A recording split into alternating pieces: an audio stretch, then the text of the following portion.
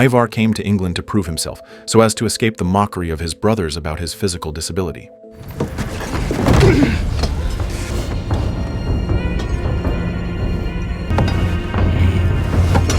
However, en route, they encountered a storm, and the only 3 ships they had were destroyed by the sea waves. Luckily, the father and son were swept ashore by the waves and miraculously survived. Before they could even rejoice, a group of people suddenly appeared in the distance. Ragnar quickly crouched down on high alert. If they encountered English soldiers, they would not be able to survive. Fortunately, these people were the crew members traveling with them. They were already understaffed, and after the storm, only a few men remained. But just after they left the beach, they encountered patrolling cavalry from Wessex.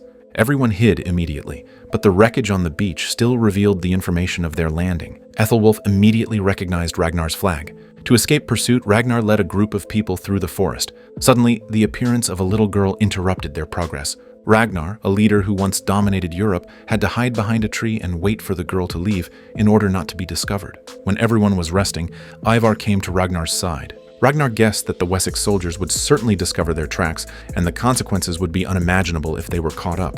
Although the Vikings he brought had no fighting power, even the smallest threat was a threat to the English. If only an old man and a cripple were captured, their chances of survival would be much higher, so they could no longer go with this group of Vikings. Therefore, while everyone was deep in sleep, the 2 of them began to take action.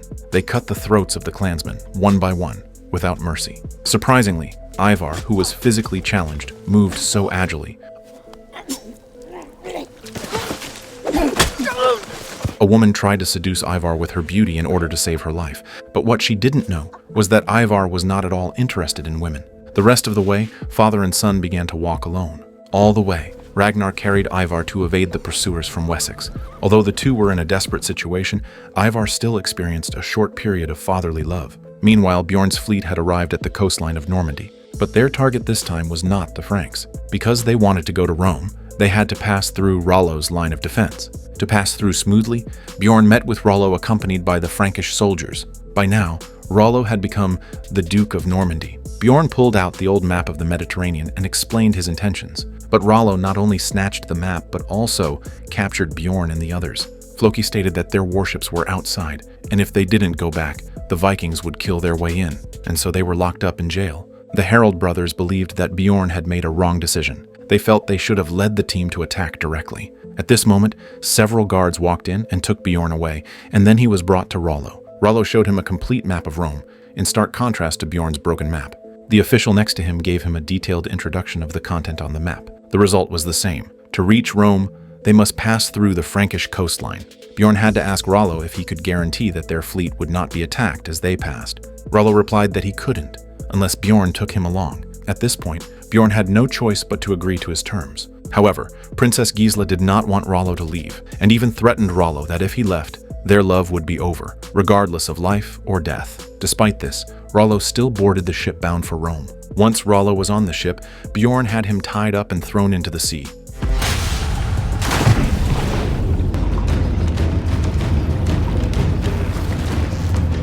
But he didn't pull Rollo up immediately. When Rollo couldn't hold on, Bjorn asked someone to pull him up.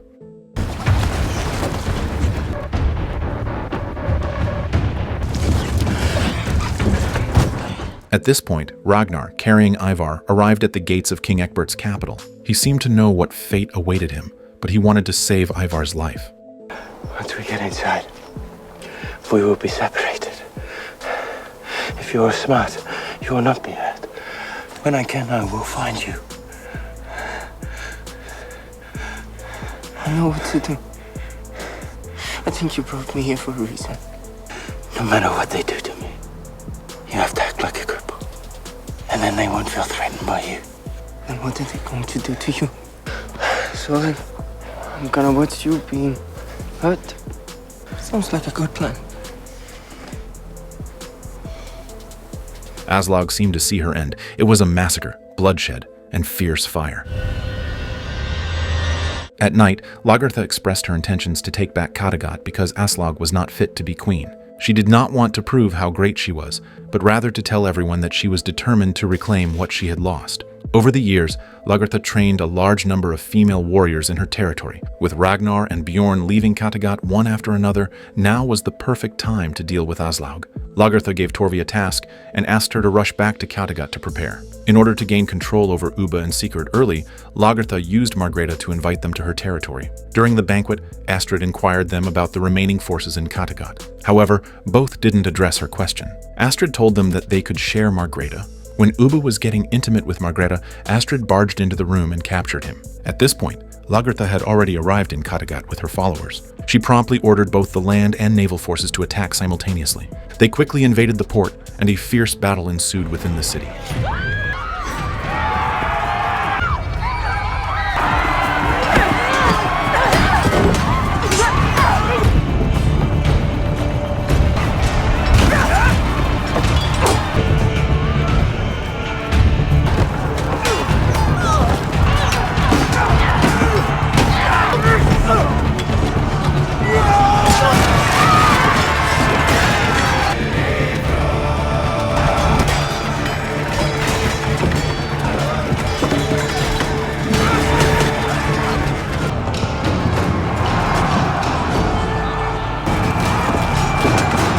Just then, Torvi blew the horn, and the warriors of Kattegat quickly surrendered.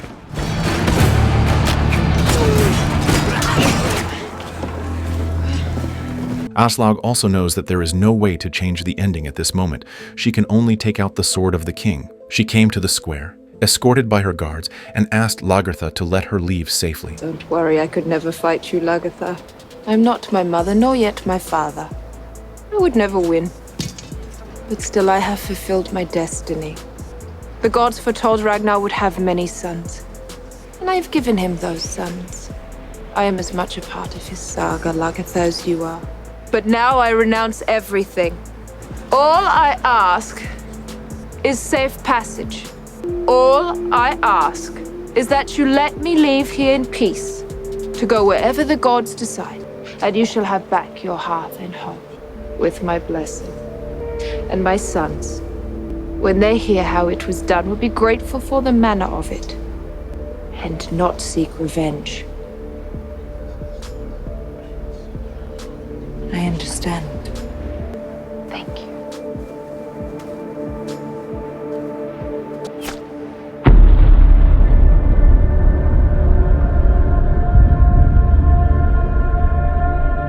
By the time Ubbe and Sigurd arrived, it was already too late. Ubbe rushed directly to avenge his mother, but was defeated by Lagertha's guards.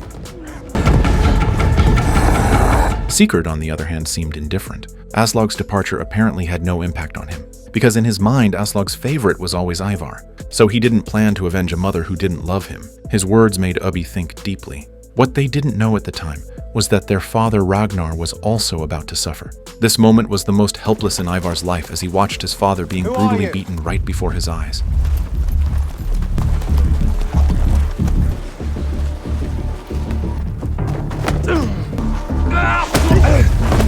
And all he could do was watch helplessly.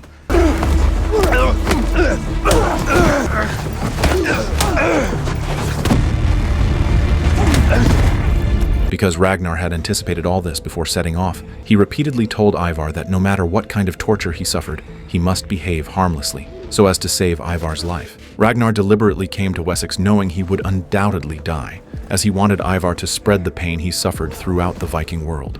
When Ragnar woke up, he was imprisoned in a cage like a beast. To Ethelwulf, Ragnar was as terrifying as a beast. He was desperately probing for the Vikings' deployment, while Ragnar only cared about Ivar's safety. The mention of his son made Ethelwulf extremely heartbroken because his own flesh and blood had been killed by Ecbert and Judith. Not long after, King Ecbert returned to Wessex. When he heard that Ragnar had been captured, he was very excited and immediately had Ragnar brought to him. King Ecbert prepared food for Ragnar, but he only concerned himself with Ivar's safety. Not until the guard took Ivar to him did he feel relieved. At this time, King Ecbert told Ragnar that he had a son who was also here. He then had Magnus brought in to meet Ragnar. Magnus admired Ragnar immensely because he had heard of Ragnar's heroic deeds from Quenthrith since childhood, but the appearance of this child surprised Ragnar. He thought of it as a miracle. He claimed he never had a relationship with Quenthrith, leaving Magnus completely baffled. So, Ecbert had to ask him to leave temporarily. At this point, a heavy rain was falling in Wessex. Ethelwulf took Magnus out of the city and told him to leave immediately. Magnus couldn't understand why Ethelwulf was forcing him to leave, but Ethelwulf's attitude was very determined. Magnus said that there were wild beasts in the forest. Ethelwulf told him there were also beasts inside the city. Maybe Ethelwulf, like Ragnar, was also protecting this child. Ecbert asked Ragnar why it had taken him so long to return. Ragnar says, this is part of a bolder plan about power. King Ecbert had long wanted to end the squabbles between small kingdoms. He wanted to unite all the small kingdoms of England to fend off foreign invasions. But Ragnar sought fertile farmland, hoping for an integration of their peoples and an end to Viking plunder. King Ecbert opened Ragnar's cage, only to have Ragnar collapse to his knees as soon as he stepped out. Ragnar asked King Ecbert to kill him, which puzzled Ecbert. He didn't understand why Vikings were so eager to die from the day they were born. Then, both of them talked about their beliefs and mentioned Athelstan. So King Ecbert took Ragnar to meet a man. Before Judith even introduces the child, Ragnar recognizes him as Athelstan's son. But nothing could change Ragnar's looming destiny. King Ecbert didn't want to kill him with his own hands, so Ragnar suggested an idea. He asked Ecbert to hand him to King Aelle since both knew Aelle had wanted to kill Ragnar all along. This way, his death would have nothing to do with King Ecbert. Although it seemed like a suggestion on the surface, it was also a plot. The purpose of Ragnar's journey was revenge. The slaughtered Viking villagers weigh heavily on his mind like a huge rock. Knowing that Ecbert had hesitations, Ragnar made another deal with him. Ragnar tells Ecbert to let Ivar go home, and then Ivar will tell the others that only King Aelle is responsible for his death. Knowing he no longer had the strength to take revenge, he decided to use his own death to rouse his son's anger and thereby achieve revenge. When he bid farewell to Ivar, he told him that Ecbert would hand him over to King Aelle, who would kill him. Ivar told Ragnar that, in that case, he and his brothers would seek revenge on King Aelle. But Ragnar instructed him to revenge not on King Aelle, but King Ecbert. After finishing these matters, Ivar was sent back to the Norse port, whereas Ragnar was taken to the kingdom of Northumbria. Before leaving, he gave Athelstan's cross to Alfred. The escorting guards were full of fear of Ragnar, and only the blind man driving the carriage chatted with him. This perfectly fulfilled the prophet's prediction that the day the blind man saw him would be the day of Ragnar's death. All this seems to be destined, but Ragnar disagrees. Soon, they stepped into the territory of the Kingdom of Northumbria. It was the place where he landed during his first western expedition. Along the way, he thought of his past. He met Athelstan at the monastery there. Memories of long ago seemed as if they were just yesterday, and King Aelle had a deep-seated hatred for Ragnar. He was then hung up, and King Aelle's torture began.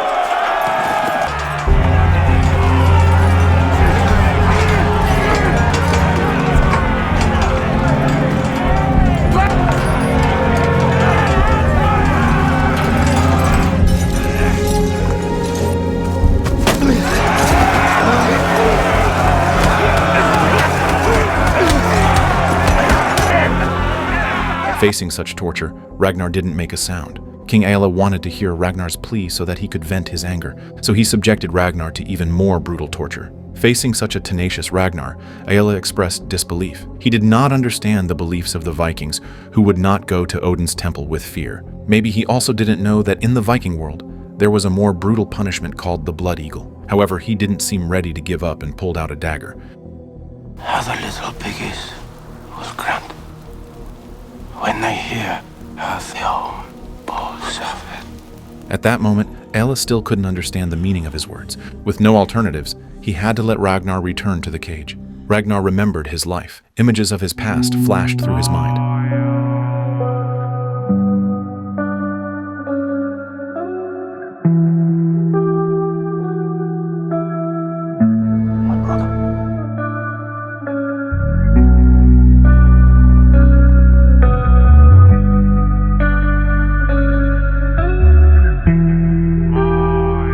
Suddenly, he was awakened from his thoughts by the English praying. Surprisingly, he saw the shadowy figure of Ecbert among the crowd. It turns out that Ecbert also secretly came to Northumbria. The people here brought many poisonous snakes and poured them into the pit. Facing death, Ragnar was not afraid.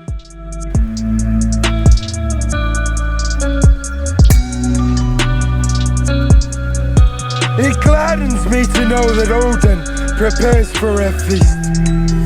Soon I shall be drinking ale from curved horns. This hero that comes into Valhalla does not lament his death. I shall not enter Odin's hall with fear. There, I shall wait for my sons to join me.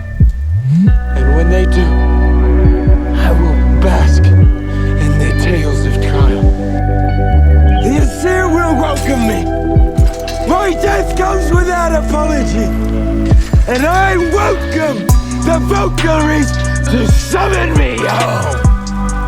Thus, a legendary figure died amidst the snakes.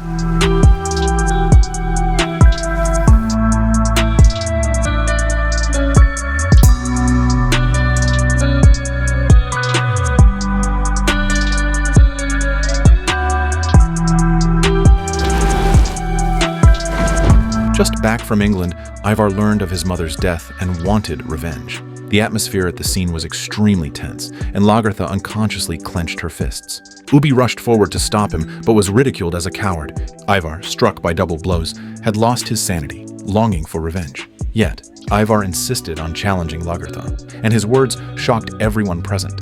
Lagertha decisively rejected his challenge since Ivar was Ragnar's son, but Ivar said that he didn't care about this and that one day he would kill her. The next day, Lagertha worked with the people of Kattegat. Before receiving definitive news about Ragnar, she wanted to help him guard Kattegat. Now Kattegat had become the center of Norway. Many people coveted the wealth and land here, so vigilance was very necessary. Lagertha woke up in alarm at night, and there was a figure in the room. She went to the seer for verification, but the seer told her that Ragnar was on his way to Valhalla. So Lagertha asked if she would die at the hand of one of Ragnar's sons.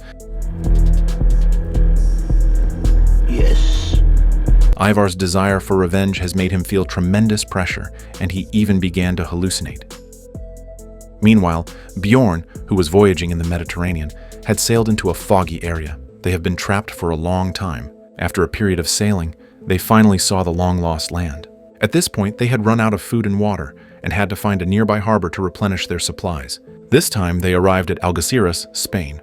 At this moment, the people here were unaware of the looming danger. The Vikings docked directly and began large-scale plundering.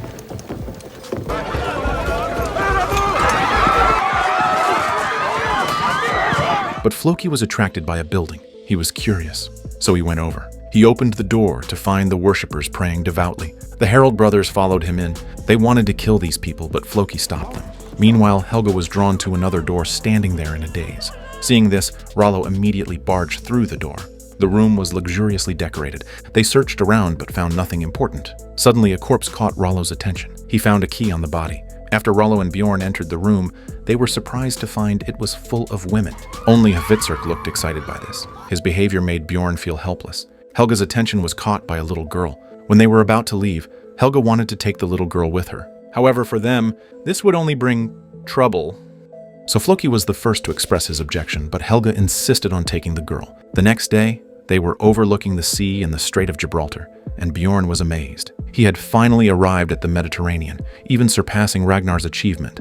However, at that moment, they heard the call of Odin's raven from afar. He and Hvitserk seemed to hear their father's voice. Meanwhile, the three brothers in Kattegat were forging weapons, as if foretelling a new wave of killings was about to happen. Accompanied by the circling raven, a mysterious man dressed in black arrived at Kattegat. Such a strong sense of oppression seemed to indicate that it was Odin himself who had come to deliver the news of Ragnar's death. They received the news of Ragnar's death one after another. My father is dead. Bjorn led the fleet back to Kattegat quickly. Helga, who had lost her daughter, was already treating the Spanish girl as her own, leaving Floki to wear a helpless look on his face. The Herald brothers spotted an ambitious man in their crew. His father was a count, but he was an illegitimate child and had been treated unfairly since he was a child. Soon, their fleet arrived at the coast of Francia. No matter how much reluctance Rollo felt in his heart, he knew that the Vikings would no longer be able to accept him. But when saying goodbye, he offered anyone who wished to stay could live in Normandy. At this moment, Ragnar's sons decided to form the largest Viking army in history in the name of Ragnar and Odin. They were going to declare war on England and even on the whole world.